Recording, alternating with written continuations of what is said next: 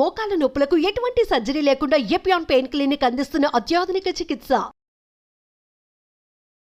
నమస్కారం అండి. డాక్టర్ మోవా శ్రీనివాస్ని. ఇవాళ మనం తేనె గురించి మాట్లాడదాం. చాలామంది నా దగ్గరికి వచ్చి నేను చాలా హెల్తీ ఫుడ్ హ్యాబిట్స్ నేను పాటిస్తానండి. పొద్దున్నే లేచి రాగి చెంబులో 8 గ్లాసులు నీళ్లు తాగుతాను. తర్వాత నిమ్మకాయ రసం నేను తేనెలో కలుపుకొని తాగుతాను. సో దీనివల్ల నా ఇమ్యూనిటీ పెరుగుతుందని నాకు మా స్నేహితులు డాక్టర్లు చెప్పారు. ఇలాంటివి చెప్తూ ఉంటారు బేసికలీ. సో తేనె తినడం మంచిదా కాదా, తేనె వల్ల మనకి మంచి ఏం జరుగుతుంది, చెడు ఏముంది, ఈ రెండు కూడా మనం పరిశీలిద్దాం సైంటిఫిక్గా. ఇన్ఫ్యాక్ట్ ఇప్పుడు తేనె ఒక మన కల్చర్లో ఎంత భాగం అంటే, ఇప్పుడు ప్రతి పూజలో కూడా దేవతలకి మనం పూజ చేసేటప్పుడు అర్పించే వాటిల్లో ఒక పదార్థం ఏంటంటే తేనె.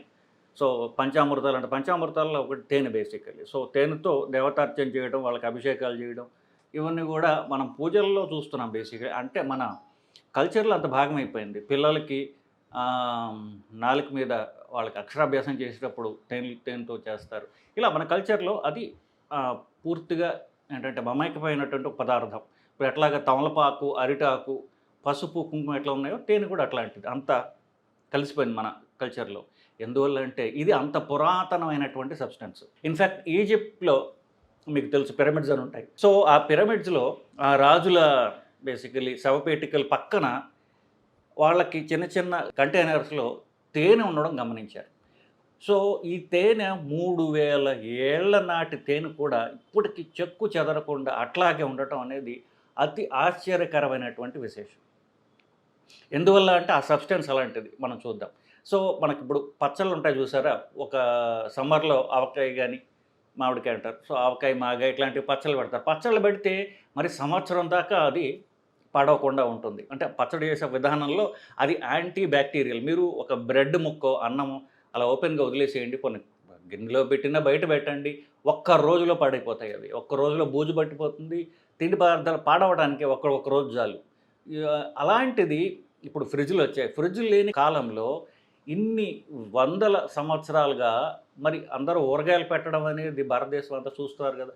మొత్తం భారతదేశం అంతా హిందీలో అచార్ అంటారు, తెలుగులో పచ్చళ్ళు అంటారు, ఊరకాయలు అంటారు. ఊరకాయ అంటారు, ఊరగాయ అయ్యింది, ఊరబెట్టినటువంటి కాయ. అప్పుడు అది పాడవదే. మీరు సంవత్సరం పెట్టినా ఊరగాయ వేసుకుని తింటూనే ఉంటారు. అదేం పాడవకుండా అలా ఉంటుంది. అదొక సైంటిఫిక్ మెరకల్ కాదా అంటే దానికి ఎక్స్ప్లెనేషన్స్ ఉన్నాయనుకోండి, మరి దానిలో పోవట్ల. ఇది ఒక సంవత్సరం ఉండేది ఊరకాయ. 3000 ఏళ్ల పాటు చెక్కు చెదరకుండా ఉండేటటువంటి అద్భుతమైనటువంటి పదార్థము తేనె. సో ఆ తేనె ఎలా వస్తుంది? దానిలో ఇంకొక అతి అద్భుతమైనటువంటి విశేషం ఏంటంటే, ప్రపంచంలో ది బెస్ట్ సైంటిఫిక్ స్టడీస్ ఏవైతే ఉన్నాయో, అంటే మైండ్, మనం హ్యూమన్ ఇంటలెక్ట్ తోటి చేసినటువంటి గ్రేటెస్ట్ థింగ్స్, గ్రేటెస్ట్ అచీవ్మెంట్స్ ఏమనుకుంటే అవి ఆల్రెడీ నేచరు, ప్రకృతి, అమ్మవారు ఎవరైతే మీరైతే అనుకోండి, సృష్టి చేసేది ఆల్రెడీ పర్ఫెక్ట్గా ఏదైతే ఉండాలో అవి జరిగి ఉంటాయి. ఎందువల్లంటే ఇప్పుడు తేనె తుట్టు చూసినట్లయితే అది ఒక 6 కోణాలటువంటి హెక్సగన్ లాగా ఉంటుంది. మీరు ఏదైనా సరే ఒక సబ్స్టెన్స్, ఒక పదార్థాన్ని అతి తక్కువ ప్లేస్లో మీరు ప్యాక్ చేయాలి అంటే absolute zero waste of space ఉండాలి అంటే the best shape possible hexagon. So మీరు తేనె తుట్టు చూస్తే ఎగ్జాక్ట్గా అదే షేప్ ఉంటుంది. మరి అంత తెలివిలేని చిన్న పురుగులకి అది హెక్సగన్ రూపంలో తేనె అంటే హెక్సగన్ రూపంలో కనుక ఆ వ్యాక్స్ ఉన్నట్లయితే మీరు ఎక్కువ స్పేస్ కన్జర్వ్ చేయగలరు అని ఎలా తెలుసు? మీరు 2 బంతులు పెట్టారనుకోండి, ఆ బంతుల మధ్యన స్పేస్ ఉంటుంది. సో అది పర్ఫెక్ట్ స్పేస్ కన్జర్వ్ చేసేటటువంటిది కాదు. కానీ నేను చెప్పినట్టుగా ఈ హెక్సగన్ 6 కోణాలు ఉన్నటువంటి హెక్సగన్ చూసినట్లయితే జీరో వేస్ట్ ఆఫ్ స్పేస్ ఉంటుంది. అట్లాంటి వ్యాక్స్ తయారు చేసి దాంట్లోపల అవి తేనె పెడతాయి. సో ఇది ఎంత ఆశ్చర్యకరం నిజంగా. సో ఈ తేనె పురుగులు ఏవైతే ఉంటాయో అవి రకరకాల పువ్వుల దగ్గరికి వెళ్ళి ఆ పువ్వుల్లో ఉన్నటువంటి తేనెని అది తన నోటి ద్వారా తీసుకుని పొట్టలో పెట్టుకుని అక్కడి నుంచి వెళ్ళి ఈ తేనె తుట్టుకొచ్చి ఆ తేనె తుట్టులో తన పొట్టలో ఉన్నటువంటి ఈ పువ్వుల్లోంచి వచ్చినటువంటి తేనెని తనలో డిపాజిట్ చేస్తుంది. ఈ భాగంలో ఏమవుతుందంటే అది పొట్టలో పెట్టుకున్నప్పుడు ఆ పువ్వు నుంచి తీసుకున్నటువంటి తేనెలో ఉన్నటువంటి నీరు అంతా కూడా అబ్జార్బ్ అయిపోతుంది, అది కాన్సన్ట్రేట్ అవుతుంది. ఇది కూడా ఎంత సైంటిఫికలీ స్పేస్ కన్సర్వింగ్గా చూసారా. ఒకటి అక్కడ స్పేస్ కన్సర్వింగ్ తేనె తొట్టు ఉంది, ఇది పెట్టేటటువంటి పదార్థం కూడా ఏందో అది కాన్సన్ట్రేటెడ్గా ఉంది. సో అది తక్కువ స్పేస్ ఆక్యుపై చేస్తుంది. సో ఇన్ని పువ్వుల నుంచి అది కలెక్ట్ చేసినటువంటి తేనె అంతా కూడా కాన్సన్ట్రేట్ చేసి రకరకాల పువ్వులకి వెళ్తుంది, అది ఒక పువ్వు కూడా కాదు. సో ఈ పొట్టలో తీసుకుంటుంది. దాన్ని సైంటిఫిక్గా మనం స్టడీ చేసినట్లయితే పువ్వుల్లో ఉన్నటువంటి తేనె ఏదైతే ఉందో అది కాన్సన్ట్రేటెడ్గా ఉండదు. అది ఒక మిక్స్చర్, 2 రకాల గ్లూకోజ్, ఫ్రక్టోజ్ అనేటటువంటి కార్బోహైడ్రేట్స్ యొక్క మిక్స్చర్. మీరు గ్లూకోజ్ అని వినే ఉంటారు కదా, గ్లూకోజ్ తినడానికి ఉంటుంది, తర్వాత మనకి రక్తం మెజర్ చేస్తూ ఉంటారు, రక్తంలో ఎక్కిస్తుంటారు, ఇట్లాంటివి ఉంటాయి. అలాంటిది ఫ్రూట్ షుగర్ అనేది ఉంటుంది, ఫ్రక్టోజ్. ఈ 2 కలిసి ఉంటాయి దేంట్లో, పువ్వుల్లో. కానీ ఎప్పుడైతే తేనె తీగ అది దాన్ని కన్జ్యూమ్ చేసి దాని పొట్టలో ఆ రెండింటిని విడదీస్తుంది. సో గ్లూకోజ్, ఫ్రక్టోజ్ వేరువేరుగా చేసి దాన్ని కాన్సన్ట్రేట్ చేసి దీన్ని తీసుకెళ్ళి ఆ తేనె తుట్టులో అది డిపాజిట్ చేస్తుంది. ఎక్స్క్యూజ్ మీ, గొంతు బాలేదు వాళ్ళు. సో ఇట్లా కొన్ని వేల తేనెటీగలు ఆ రోజు కష్టాన్నంతా కూడా ఆ తేనె ఒక రోజని కాదు, ఎన్నో రోజుల కష్టాన్ని తేనెటీగలు దానిలో కాన్సన్ట్రేటెడ్ చేస్తాయి. ఎందుకు? చివరికి మన దాన్ని తీసుకుని తినడానికి. సో ఒక ఆవు తన బిడ్డకి పాలు ఇస్తానికి మనం పాలు తీయడానికి పాపం పెట్టుకుంటే అది మనం తాగేసినట్టుగా ఈ తేనెటీగల యొక్క కష్టాన్నంతా మనం తింటున్నాం బేసిక్లీ. సో ఇది ఆ తేనె అనేటువంటి పదార్థం యొక్క ఇంపార్టెన్స్, బ్యూటీ గురించి నేను చెప్తున్నాను బేసికల్లీ. సో అది మనం చెప్పినట్టుగా కొన్ని వేల సంవత్సరాలుగా మానవాళికి తెలిసినటువంటి ఇది. ఇంత మనం చూసిన విషయాలు సైంటిఫిక్గా దాన్ని స్టడీ చేస్తే ఏమిటి?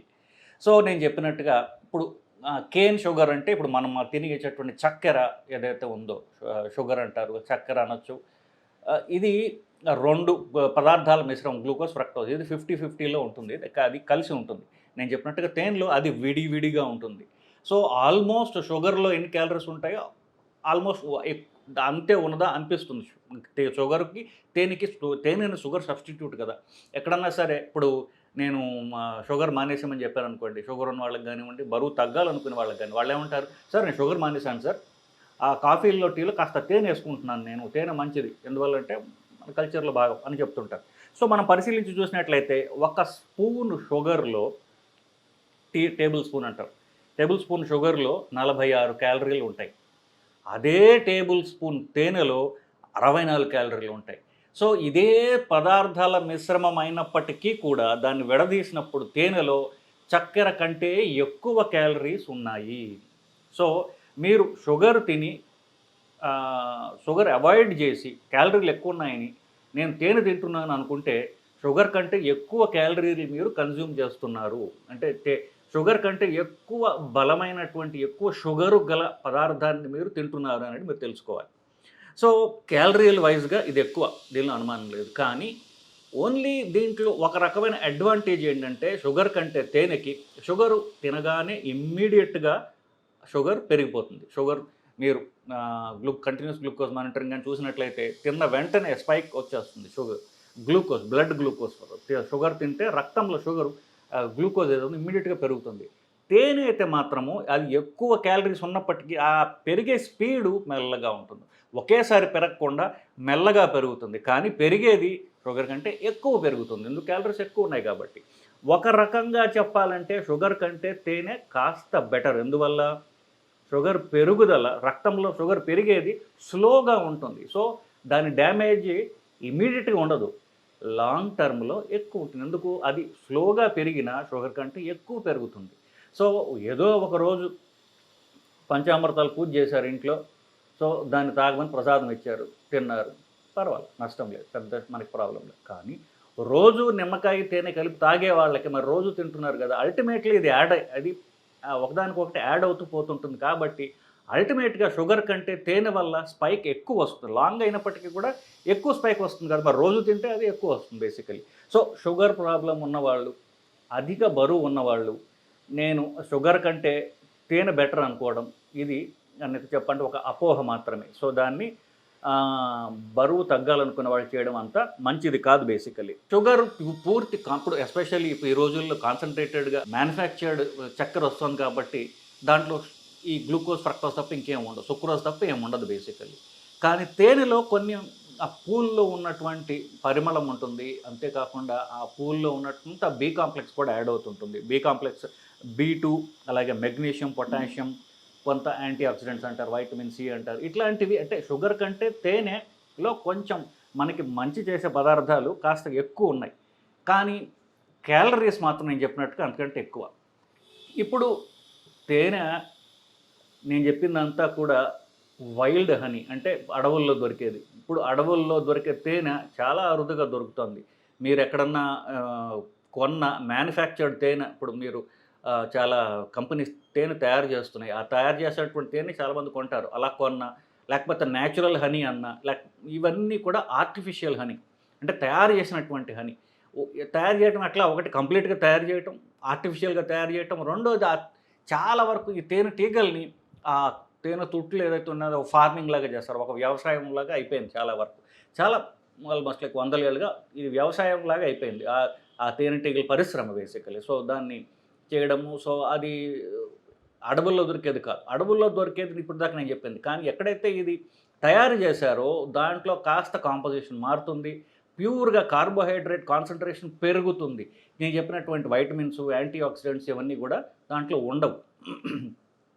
సో మ్యానుఫ్యాక్చర్డ్ తేనె కంటే వైల్డ్ హనీ మీరు డైరెక్ట్గా అడవుల్లో దొరికేటువంటి తేనె ఏదైతే ఉందో అదేమన్నా మీరు సంపాదించగలిగితే అది ఇంకా మంచిది, బెటర్.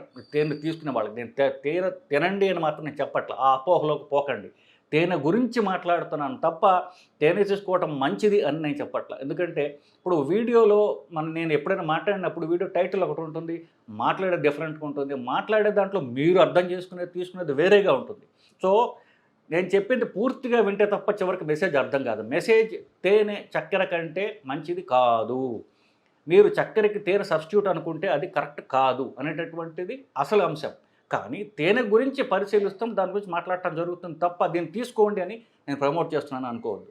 ఎందువల్ల ఈ తేనె అనేది ఇప్పుడు చాలా వరకు ఆయుర్వేదంలో వాటిల్లో కూడా తేనె ఎందుకు ఇస్తారంటే తేనె మంచిదని కాదు, వాళ్ళు ఇచ్చేటటువంటి మందులకి కోటింగ్ కింద, షుగర్ కోటింగ్ అంటారు చూసారా, ఆ పదార్థాల కోటింగ్ కింద మనం తినేటటువంటిది చేదుగా ఉన్నట్లయితే దాని కోటింగ్ కింద తేనె వాడతారు వాళ్ళు. హనీ కోటెడ్ పిల్స్ అంటారు చూసారు, అట్లాంటి వాటి కోసం వాడతారు తప్ప తేనె మంచిదని కాదు. సో తేనెలో క్యాలరీస్ ఉంటాయి, అది మధురంగా ఉంటుంది, తినడానికి బాగుంటుంది, దేనిలో అనుమానం లేదు.